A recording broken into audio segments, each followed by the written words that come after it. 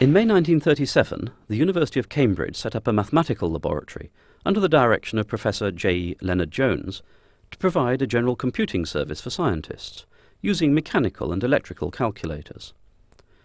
Maurice Wilkes, a research student in the Cavendish laboratory, was appointed as a university demonstrator, the only member of staff. He set about establishing the laboratory, but had barely started work when the war intervened and he was called up to work on radar. He returned in 1945 and was appointed director of the mathematical laboratory in 1946. In the autumn of 1946, Wilkes was invited to attend a course at the Moore School in Philadelphia, covering developments in electronic calculators and the recent proposals for electronic computers. He returned to Cambridge determined to construct an electronic stored program computer, and immediately set to work. By the middle of 1947, a memory based on ultrasonic pulses circulating in a tube of mercury was working, and was soon combined with an adder to make a binary counter. By the autumn of 1948, all the principal parts of the machine were working separately, and the input paper tape reader had been attached. In February 1949, it was possible to read instructions from the input tape into the memory, and shortly afterwards an output teleprinter was attached. Then followed a period of several months during which the machine was adjusted and errors were weeded out. Finally, and rather suddenly, on the 6th of May 1949, the machine read in a program tape for computing a table of squares and printed the results. David Wheeler immediately set about writing a program for computing prime numbers, and a day or two later this program had also run.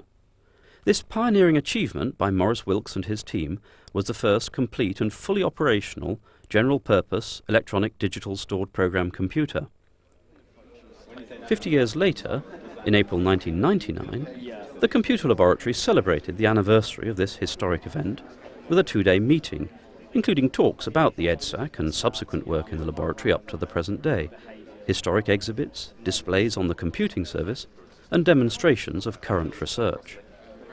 The exhibition, as part of EDSAC 99, has been put together from the lab's collection of historic objects which have been assembled over the years simply by not throwing things away. We actually have very few artifacts from the very early days, EDSAC 1. Unfortunately, large parts of it were reused and large parts of it were thrown away, so we have very, very little of that left. Of the artifacts that we do have remaining, we have one chassis and this one last delay line. EDSAC 1 consisted of 2 batteries of 16 long delay lines, which were 6 foot long, but this is one of the short delay lines. This would hold one word of 35 bits. It contained mercury. It's now empty, but it's still fairly heavy, a brass tube. And there was a quartz transducer at this end. It would take an electrical signal in, would convert that into a sound wave, which would travel through the mercury to the other end. A quartz transducer at the other end would pick up that signal, turn it back into an electrical signal, and this could be fed back again into the beginning. So by tweaking certain parameters, you could arrange it so that you circulated a pulse indefinitely, and so this was a means of permanently storing an electrical signal. Artifacts such as the mercury delay line here we know quite a lot about, but there are other artifacts about which we are less sure.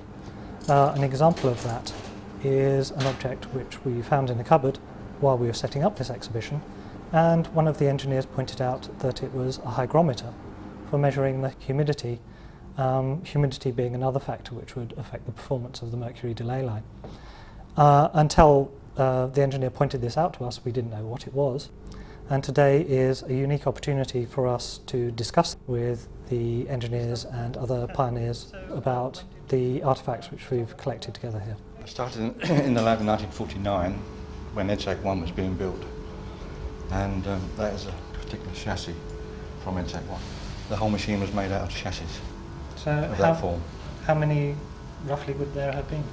There was probably about 6 racks and about 10 chassis in each rack. These are EDSAC 2 chassis, which were built in its modular form for ease of insertion and extraction. Yeah. Upstairs in the workshop there are about 4 technicians building all this equipment. So these were built in the lab or All sent built away? in the lab. No, built in the lab. Right. This was our Titan machine after EDSAC 2. This was a commercially made machine. It's mainly a Franti Atlas arithmetic units, but we made all the peripherals in the department, input-output peripherals. This is a paper tape punch, and it was used as an output device. It's about the fastest paper tape punch you could ever get. It did 300 characters a second. It had a slightly dubious design, which meant that when the tape ran out, it tended to carry a bit of cardboard with it and clog up the mechanism. Now, one evening, Sir Edward Bullard, a geophysicist, and I were using the machine, the EDSAC 2 it was, and it jammed up. Now, we were each under the mistaken impression that the other was sober, so we set about mending it. And in the course of mending it, which we were quite unauthorised to do, we dropped a component in the bottom and couldn't get it out.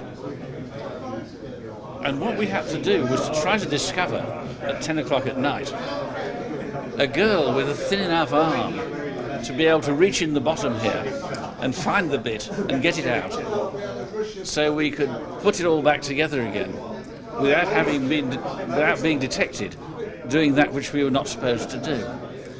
And I always remember that incident whenever I see this thing. Well, when we decided to set up a multiple access system, we needed to have a way of connecting all the users' teleprinter lines to the computer, and that's what this multiplexer did. It was a great success, designed and built in the lab. I thought that the multiplexer, being rather a complicated thing, might give a lot of trouble, but in fact it worked perfectly. I'm very pleased with it.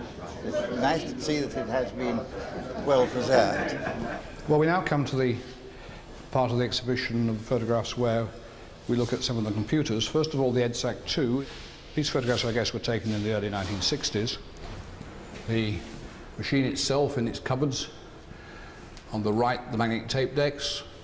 Behind, the tape room where we all prepared our punch tapes. And then in the middle, the operator's console. Of course, in the daytime, it looked more like this. Here's the list of the queue of users waiting to use the machine. You came up, you put your paper tape in the reader, you pressed the switch, in your paper tape went, and out came the error. You took it away and looked at it. And then the next user in line would come up, and we all had 3 minutes each. The control panel in close-up is here. 2 paper tape readers, remarkable reading at 1,000 characters a second, and a nice array of switches, most of which we didn't know what they were for. Much loved, that machine. From EDSAC 2 we then come to Titan, the third machine in the lab. Let's have a look at the general view of it first of all. Here's the main operator's control desk with the paper tape reader again, like EDSAC. The operator's typewriter. Tape drives in the background, only 2 then. It eventually had 7 tape drives, I think. The line printer. And the actual racks of the machine were going back there. Another view, you see the machine more generally, the cards with the transistors on it. This is the engineer's control panel, which had a lovely array of lights and switches. And that's where the engineers booted the machine from. The machine started life in the old mathematical laboratory. This is the room in which it was put in. It used to be a lecture theatre, and they took the seats out, but they kept the top level at the back of the lecture theatre, which became a viewing gallery. And so people could sit up there and view the machine without being in the air-conditioned area. Titan started life in the old maths laboratory and was moved in 1969 to the new building. This was quite an event. It had been lifted by crane from one building to the other. It was so large. And here we have a representation of that up in the hanging from the ceiling. You can see there one of the main units of the Titan suspended in air. And indeed, at the time when the machine was closed down, we typed out a message to all our users before close down saying, Titan's service is suspended. Today, for the EDSAC 99, we have some demonstrations of simulators of EDSAC. This seems a very good way of preserving the historic material rather than trying to recreate the hardware. We can just simulate in software. So the first simulation example is produced by our second year undergraduates, Group India. They wrote this code in the fairly modern language, Java. So can you explain exactly what's on the display and what's going on? Okay. At the left-hand side of the display here, you have a display of the original EDSAC memory. It was split into a set of what they called long tanks. Each long tank contains 16 words of memory. On the original, they're in fact displayed in a circular display. In the top right of the display, we have the various buttons that the original EDSAC used to control its operation. We have a clock, which is displaying the time that the original EDSAC would have taken to compute this. And we have a phone dial, which was used for inputting from the user. If I run a noughts and crosses program here, which was written in 1952, it's possible to use this phone dial to communicate interactively with the EDSAC. And unfortunately, it's not in fact possible to beat this program as far as we know, which is quite impressive for a 1949 computer. Our second simulation example was produced by another second year project group, Group Echo. Again, the display is similar in design to Group India's. It shows the memory tanks here, long words going across the way. There's 32 memory tanks easily selectable there. It's obviously running significantly faster than the original EDSAC would have, about, I don't know, 300 times faster or so, we think.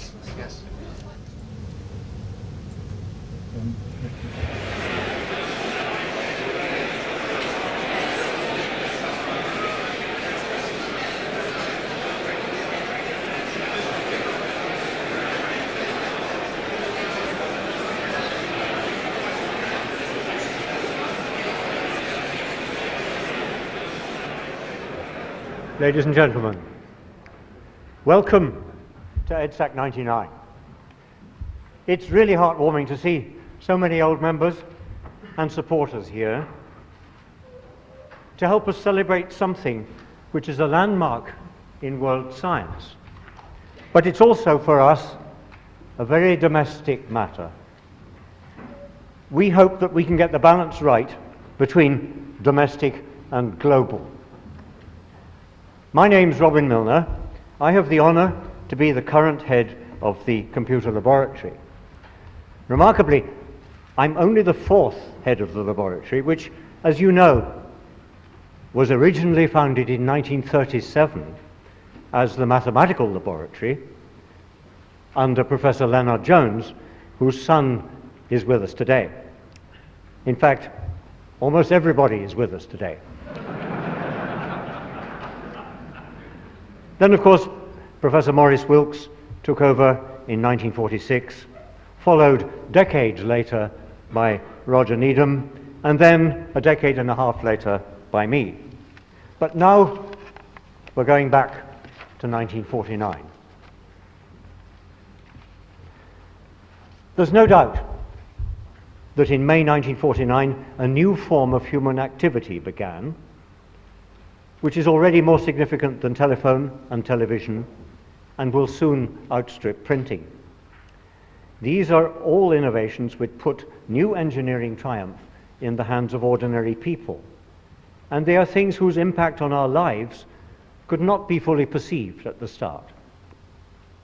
What was achieved in the then mathematical laboratory at Cambridge was a marriage of all the subtly related ideas about computer program, memory, subroutine, self-manipulation, etc., the marriage of all that with the right technology to provide ordinary people, at least ordinary scientists, with something so reliable that not only could they admire the ideas intellectually, but they could use them in a commonplace manner.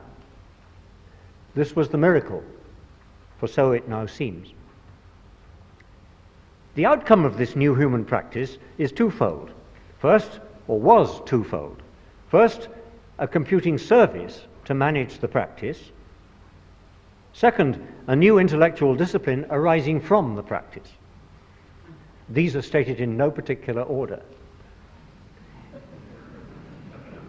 In other words, the university's teaching and research into computer science and the University Computing Service were born as the same infant, or as Siamese twins, if you like, in Cambridge in 1949.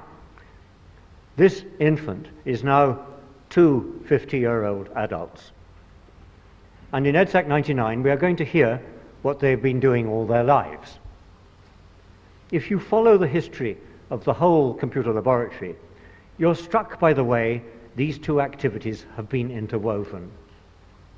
Actually, it soon became three activities because the academic part developed its teaching in tandem with its research.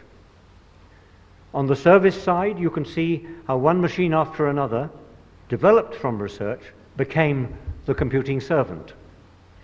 On the academic side, you can see how the practice of computing led to one research strand after another, new programming languages, initiatives in communication, computer-aided design, formal verification, the human-computer interface, artificial intelligence, natural language processing, computer security, semantic foundations, networking architectures, and so on. These all present tough intellectual challenges, and the laboratory tackles them all. As for teaching, teaching has developed as it always should, in order to transmit anything which shows signs of lasting more than a few years. In these 2 days, we're lucky to be able to hear from so many who took part in this exciting development. The greatest fortune of all is to have with us Maurice Wilkes and David Wheeler, the people who began it all, to give us a first-hand report of the beginnings. The concerns of those who follow can never be the same as those who create the initial breakthrough, because that very breakthrough has changed our thinking. That is what breakthroughs do. But we hope to gain some impression from them of how they thought and felt when they gave computing practice to the world at large. So it's a very great privilege for me to chair a session in which these two pioneers can both take part. I shall first introduce Professor Maurice Wilkes.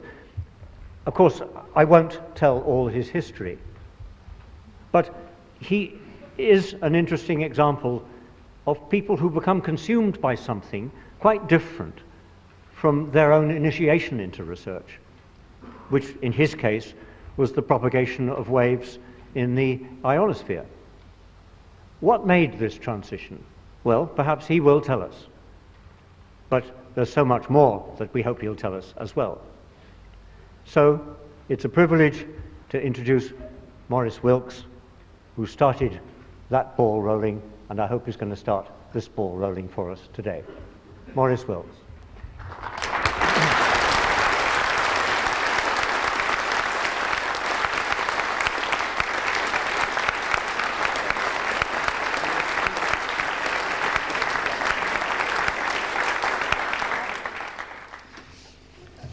The period at which I entered research was one in which the potential power of numerical methods was becoming widely appreciated. And many people, statisticians, astronomers, and others, began to see the need for developments in computing machinery. The development of the differential analyzer by Bush at MIT created wide interest, and a number of differential analyzers were built around the world. At Cambridge, it was Professor Leonard Jones, who was Professor of Theoretical Chemistry, or as we would now say, computational chemistry, who took the lead in the movement to obtain a differential analyzer. Now, it eventually turned out that enthusiasm for analog devices like the differential analyzer was misplaced. But that enthusiasm had the happiest of outcomes as far as Cambridge was concerned, because it led to the establishment of the mathematical laboratory now known as Computer Laboratory. Leonard Jones showed great vision. The laboratory that he caused to be established was not merely a home for a differential analyzer. It was to be a centre for the study of computing methods in general and for the development of computing methods, computing machines. In fact, and also it was to be a fully fledged university department with its own budget and responsible as other heads of departments are to the general board. Now, when the war came, this laboratory was not yet open for business, and I went off to work on radar and operational research. I returned 6 years later with the task of getting the lab going. By then, seminal work on digital computers had been done in the United States, particularly in Philadelphia. I had not been in contact with those developments, and my first task was to get up to speed, as it were. I was fortunate that Douglas Hartree, who's then a professor at Manchester, though he very shortly afterwards moved to Cambridge, he had been in touch with these developments and gave me much information. But my great chance came when quite suddenly I was invited to attend a course of lectures to be given in Philadelphia by the people who had done this work that I've described as seminal. This was my first trip to the United States, made a great impression on me. In those days it was common for cargo ships to have accommodation for 12 passengers. I travelled on such a ship, but there were 36 passengers, so we were a little crowded. We were all men. There was no doctor aboard, and the shipping company were much worried lest a pregnant woman might be smuggled aboard. And it was the only time in my life in which I've had a medical examination directed to determining my sex.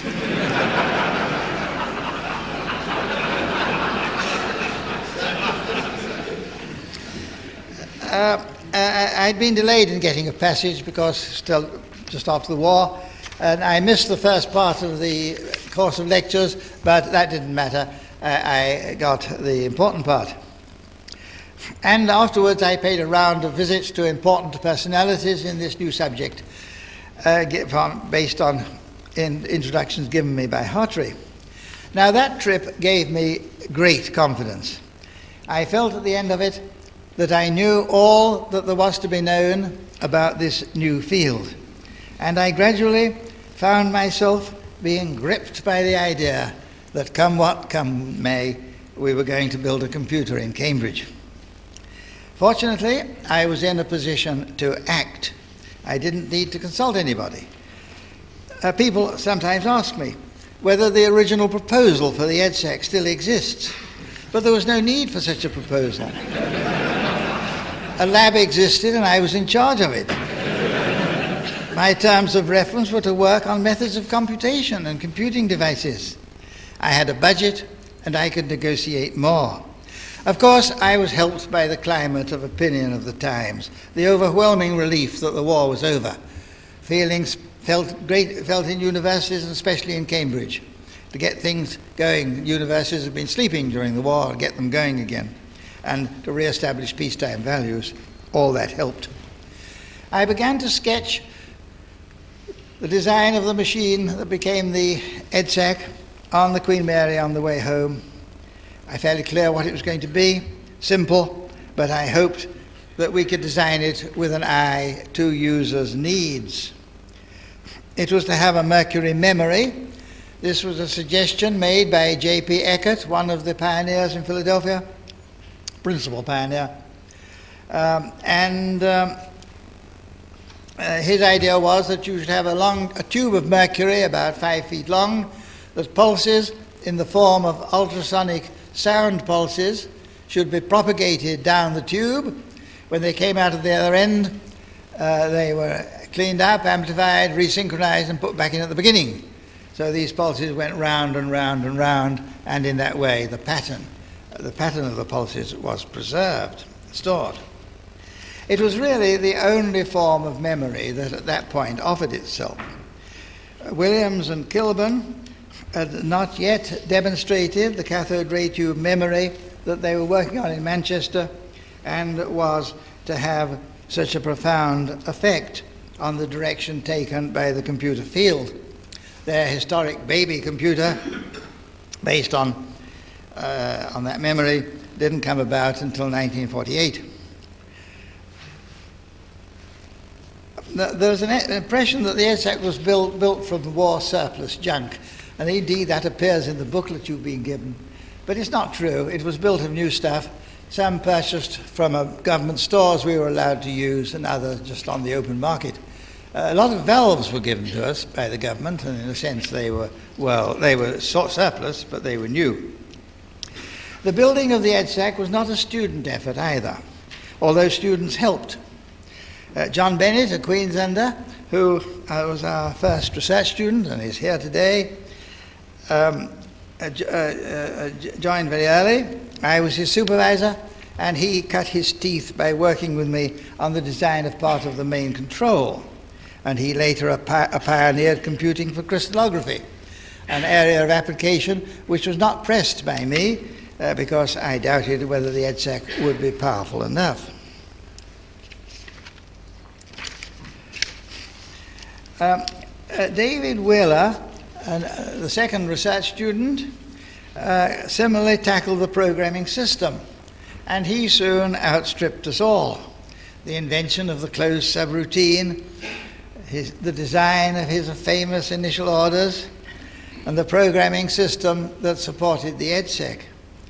Stan Gill, another student who'd had experience at NPL, joined and worked on programming, and together we wrote the first book on computer programming, Wilkes, Wheeler and Gill, always known as WWG.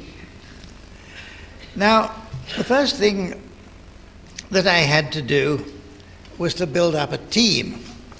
And while I was still at TRE doing radar at the end of the war, and I knew I was coming back to Cambridge, I looked around for someone who would be a good all-round laboratory assistant, and I was introduced to P.J. Farmer, then a corporal in the RAF. Farmer joined us as an assistant in January 1946, and he did much of the spade work getting the lab going, setting up an instrument workshop, for example, generally getting the place going. And as the staff grew, Farmer became the principal assistant.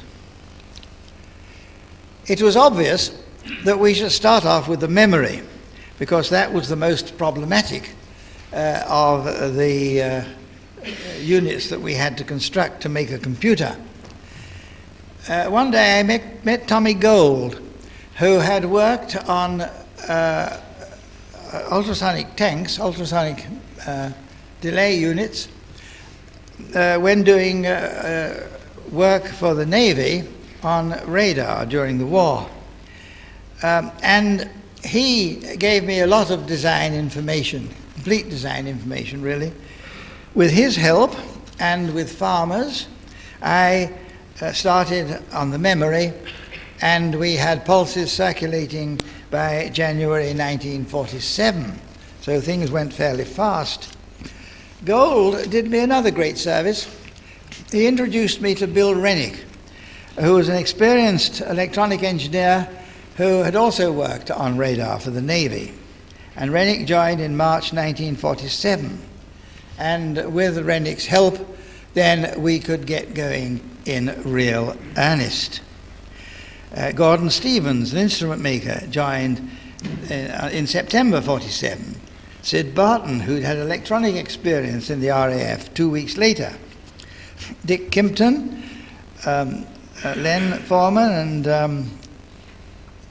and joined us as boys straight from school. Later, Vic Claydon and Herbert Norris joined us as instrument makers. By the time Norris joined in April 49, Farmer had left and Stevens had become principal assistant.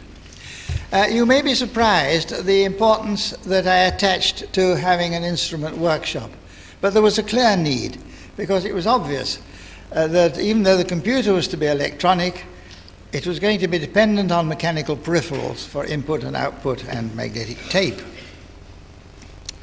Early in 1948, Eric Match, who'd been my principal aide at TRE, my radar days, joined, and he gave me much help with the administrative work and general management of the project. Now, that constituted the able and motivated team that built the EDSAC. There were also people concerned with the differential analyzer and with conventional computing. Cara Munford, for example, an experienced desk machine computer, was trained by Comrie and joined us quite early. A small team, you may say, but then even in a modern industrial research laboratory, the teams working on individual projects are usually quite small. They're not self-sufficient. They can draw on, they can put the work out, and they can draw on central resources. And we did just that. We put out the constructional work, mostly to a small local radio firm, electronic construction, and we called on the magnificently equipped workshops, central workshops in the engineering department of the university to make the mercury tanks. We worked in the following way. I was what would nowadays be called the chief architect. And I also designed many of the early chassis and put them through their preliminary debugging. I then handed them over to Rennick, who, as chief engineer, had the task of putting all these chassis together and making them work as a whole. As time went on, and as more people became involved, the pattern changed somewhat. I did less design, and an steadily increasing share of responsibility fell on Rennick. Till one day, quite suddenly, the machine worked and did its first calculation. And that is what we're celebrating now. That was how it all got going. And I very much wish that I had time to dwell on the next 10 years when much pioneering work was done by many research workers who flocked to use the EDSAC. And I also like to have been able to put our work into proper context with work that went on elsewhere. At Manchester, especially, National Physical Laboratory, and at many US organizations. We never had the idea that the machine was for one or two big jobs. We always thought that it was a machine that should be used on a lot of small jobs by all sorts of people. And it was used for radio astronomy, for structure of biological molecules, Kendra on myoglobin, for example, and so on. A vast list of different areas, and of course structural chemistry. EDSAC 2, which you will hear about from David Wheeler, who follows me, began to take some of the load early in 1958. The EDSAC, which we then began to call EDSAC 1, was still running, and we kept it running for a time as an overlap for the convenience of users. The EDSAC 1 was in fact closed down on the 11th of July 1958.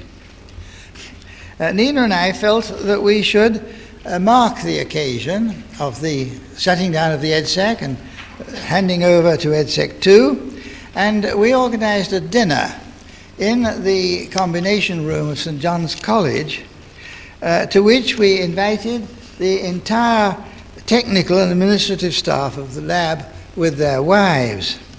And altogether there were 49 of us, including Nina and myself, who sat down to dinner that night.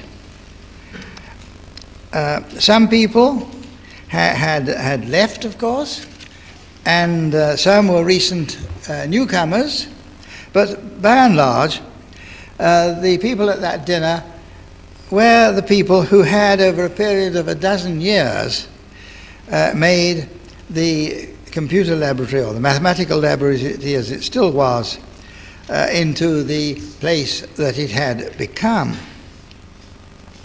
There was one great gap that Douglas Hartree, who had come to be a professor in Cambridge, was not actually a member of the laboratory, but he behaved as though he were, and he worked for it, lecturing, advising, encouraging. He died suddenly from heart failure early in the year in which the dinner took place. Great loss to us all. Now, the table plan of that dinner has survived, and I would like to take you round and just comment on the various people. You see the signatures are there as well.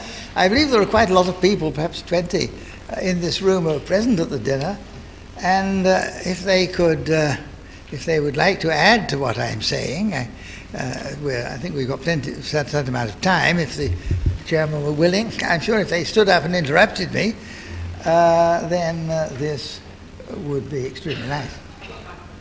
Oh, and there's a portable microphone, and that would be very convenient. Nice if you did use it, because there is an overflow gathering in another room, and they might not easily hear. Now, there we are. Well, now you see, there I am at the head of the table. Could we...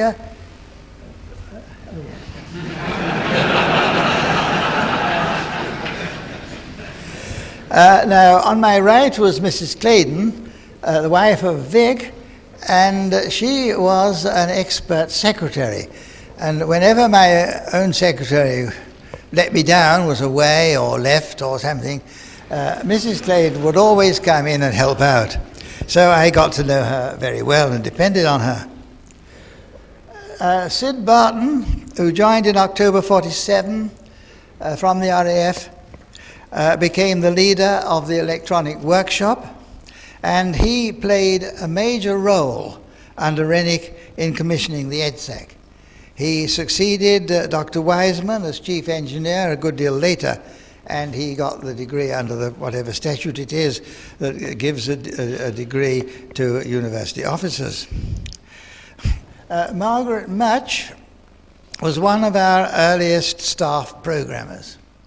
I stole her from Ferranti Limited in Manchester, and she joined us, and in due course she married Eric.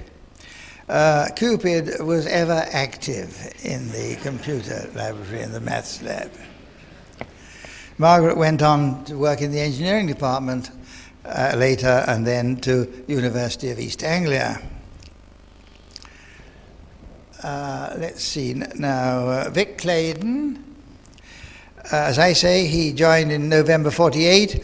He was an instrument maker of a very original turn of mind, and we owed a great deal to him for the mechanical input and output devices that he worked on.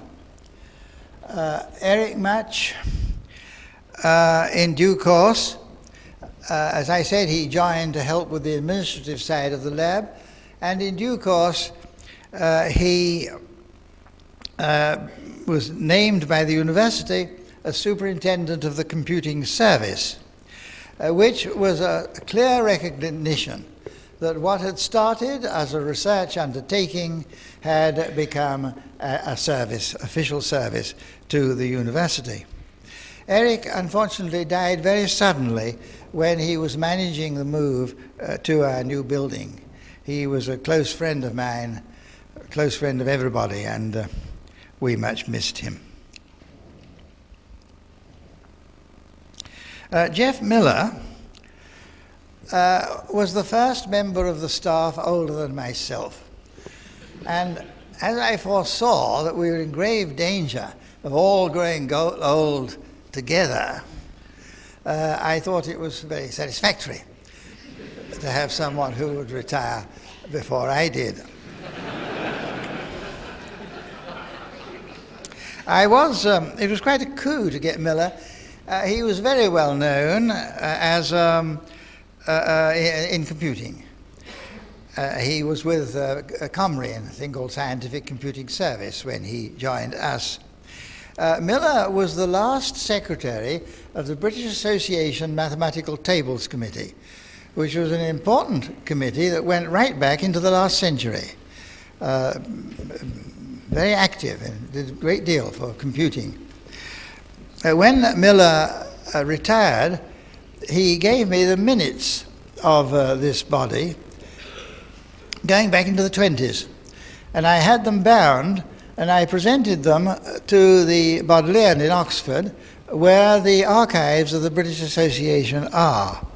So there they are, waiting for some research worker to go and write a study of the history of mathematical tables.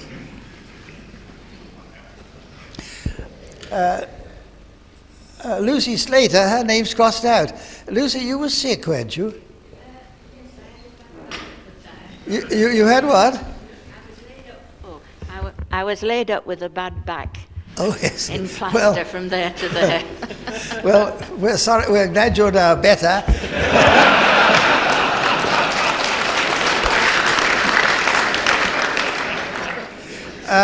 I might say that Lucy wrote two large volumes on the confluent hypergeometric function. One on the common or garden variety, and another one on the confluent variety. And these were done in good, best Cambridge University Press style, and are worthy successors to Watson's special functions, on which so many of us were brought up. Now, I think I need to move on now, I guess. Here we are. Mrs. Sargent, she wasn't able to come to this, but I always remember her. I forget what she actually did, some clerical job, but she was absolutely perfect, proof correct. She is here, she's listening to you. Oh, there you are. Hello. Say hello. So glad. I did hear you were not going to be able to come. Yes. Okay. Well, I was going to say she was absolutely perfect proof corrector. I mean, you could give her proofs to correct and say, I don't think you'll find any mistakes. And a look would come into her eyes and she would come back with quite a lot.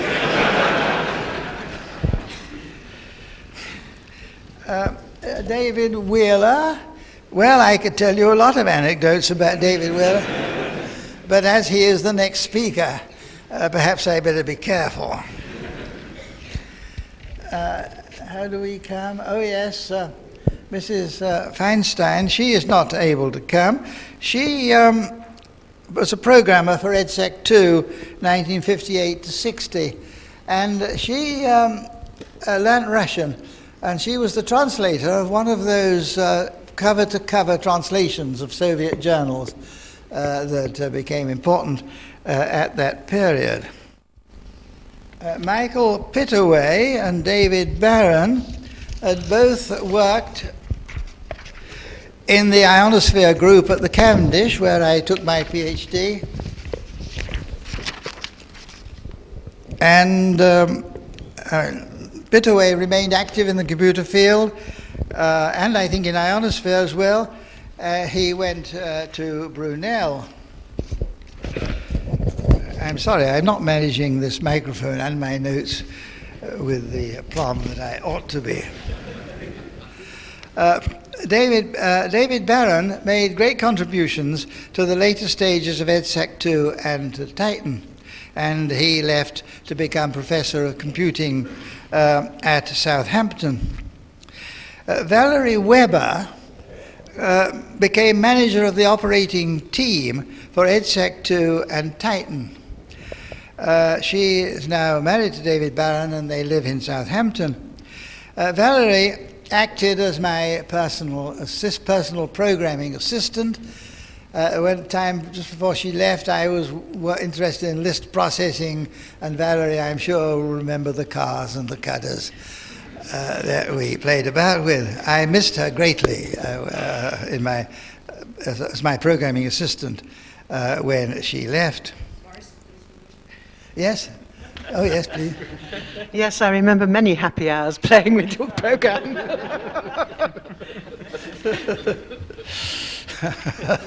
Yeah. Peter Swinnerton Dyer. Now, Peter was an able programmer. He wrote the... Go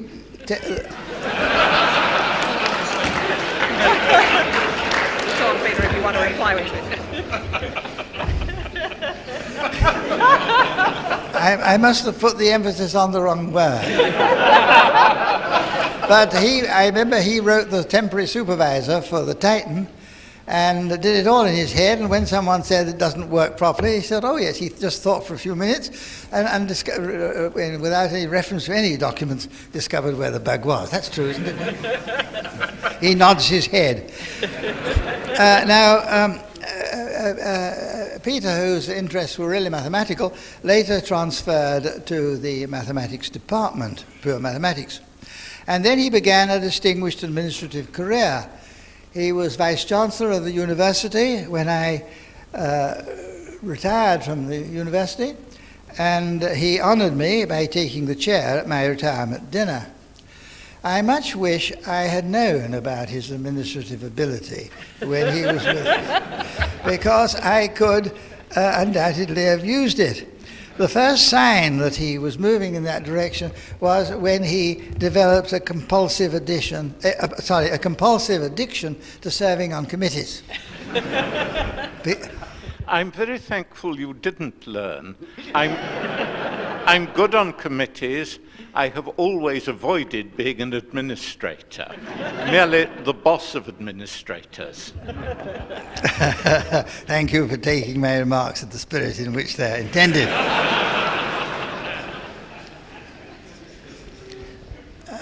Gordon Stevens, who was on Nina's left, I have remarked that he became a principal assistant and was so for many years. He was a key man in the lab. I always have great respect for the training of instrument maker.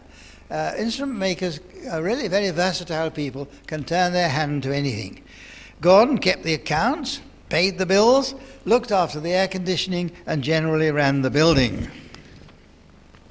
And then, could we pass around? This is Nina's end of the table.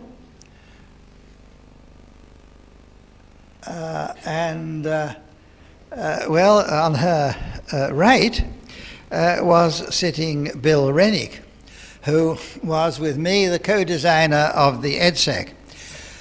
Bill stayed on in a similar capacity of EDSAC 2, and then he went to work for Plessy in their research department, and there he died in harness at a not very advanced age. Bill was really one of the true computer pioneers who built one of the early machines, and it is a great pity that he couldn't be with us now to claim his right of precedence in that way. Dick Kimpton, who retired recently after 55 years service, he joined us as a boy straight from school. And he was, when he retired, with due ceremony shown the door. Now that is a great distinction in the computer lab, and if you don't know what it is, then I suggest you ask one of the current members of the lab who will explain it to you. Gina Christ, able and popular programmer at EDSAC 2.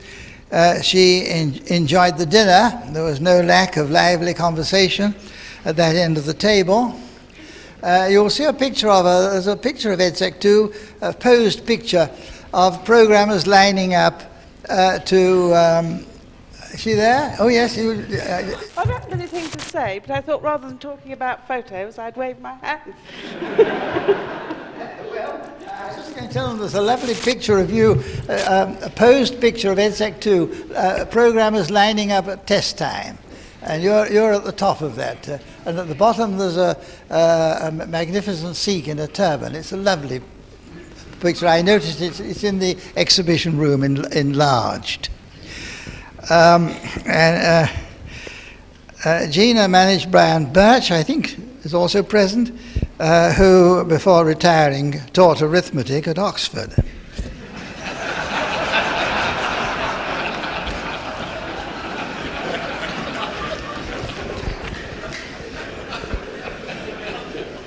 At least he was professor of arithmetic.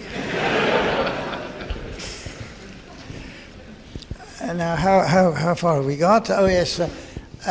John Leach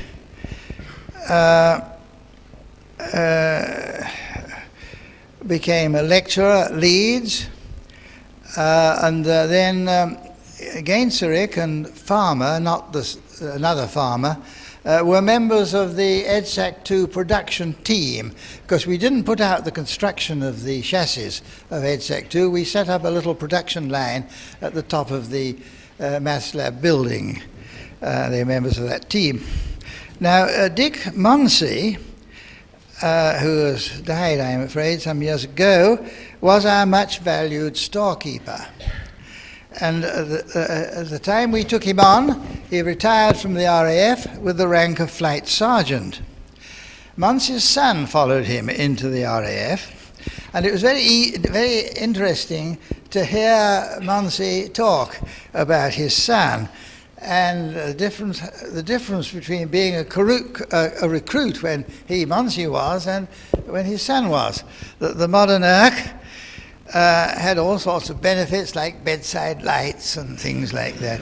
And it was not at all clear whether Munsey father thought this was an advance of the times and a good thing, or whether he thought that it was a sign of the degeneracy of the modern youth. Anyway, it was interesting to hear him talk. Mrs. Kimpton, whose husband I referred to, Nina used to give a Christmas party for children of the lab and their mothers. And these were lovely occasions. I always remember three little Kimpton girls who came along. One year their mother couldn't come for some reason and they came by themselves. Perfectly turned out, full of poise, with the eldest acting for her mother and looking after the others. I'd like to say that they still remember those parties with great pleasure. Thank you. Well, Nina's behind you. She'll like to. I remember them too. They were great. They were great fun. Ivor Reynolds joined as a boy. I forget when he left, but he went to de Havilland's. Herbert Norris, another instrument maker who is here, he joined on the 25th of April 1949 from engineering as an instrument maker. And Norris, when the heroic days of the development of EDSAC 1, EDSAC 2 were over, felt he would like to make a change and become a teacher of technical subjects. So he left in mid-career, took a training course and became a successful teacher. And that's another example of the versatility that one finds in instrument makers. Sandy Douglas. Sandy Douglas was a programmer. When Wheeler had finished his PhD, he had a couple of years at the University of Illinois as a visiting professor, and then Gill had a year there, and Sandy, I believe, also had a year there. Is that right, Sandy? That's right, yeah. And that would have been when, I think, 54, 55? 54-5, yeah. Yes. And later it went to start up computing at Leeds, is that right? Yes. And was it true that your computer was in a chapel? Yes. a desecrated chapel. Well, of course, I always compare that in my mind. Oh, it had been desecrated by the Yorkshire Symphony Orchestra, it wasn't us. The EDSAC was built in a dissecting room. And it was sometimes suggested that some of the odd behavior of the EDSAC was due to the fact that it was haunted by ghosts. Did you have any similar effects in the chapel? No, but we did have a corncrake.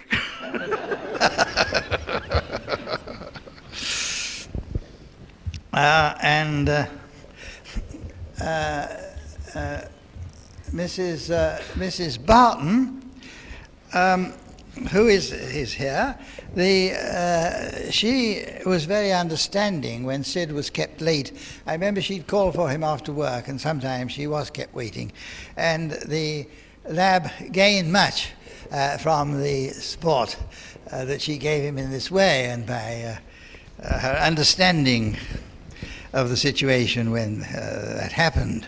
So we owe quite a lot to her. Wilf Waldock was another member of the team of people that maintained EDSAC 1 and EDSAC 2. The period when the two machines were running, the EDSAC 1 was kept running in parallel. Wilf took over full responsibility for that machine, and it never worked better. Joyce Wheeler, who is certainly here, she was a user, oh there she is, she was a user of EDSAC 1.5. Now EDSAC 1.5 was a creation of David Wheeler's fertile mind. EDSAC 2 was a micro-programmed machine, and the machine was checked out with a very small control matrix that I'd intended would just have a test routine on it. But David, who couldn't resist any challenge of that kind, and performed one of his miracles, and managed to micro-program a distinctly odd but quite usable instruction set. I wrote a program for it, and it was quite good.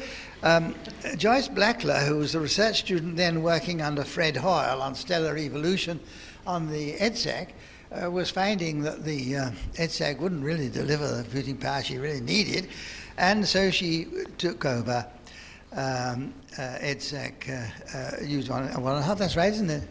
Yes, I used 1.5 because it had more space, and I could get the whole program in with advice from the best programmer available as to how to pack it in. Yes, yes, yes. And of course Cupid, who was lurking in the laboratory, saw his chance. Yes. Well, I couldn't plead another engagement if I was there. And the program broke, the machine broke, particularly in the EDSAC 1 days. Yes. Don Willis, who is here, I well remember a visit to the United States on which I began to realize that there was no work whatever on magnetic tape going on in the UK. So I started some, and I was lucky enough to get Don to take charge of that work. He eventually went to Decca, where he took the know-how with him and designed the Decca twin tape unit. We bought 2 of those tape units, put them on EDSAC 2, and they worked beautifully. Audrey Douglas, who is here, I think, she was Sandy was a research student, though a rather senior one, because he was a returned warrior after the war, and Audrey at that time was a university demonstrator.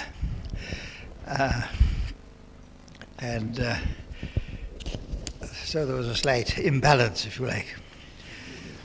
Well, now that brings me back to my end of the table. As I say, that's the team, really, that made, through EDSAC 1, EDSAC 2, that made the computer lab what it became. Thank you very much.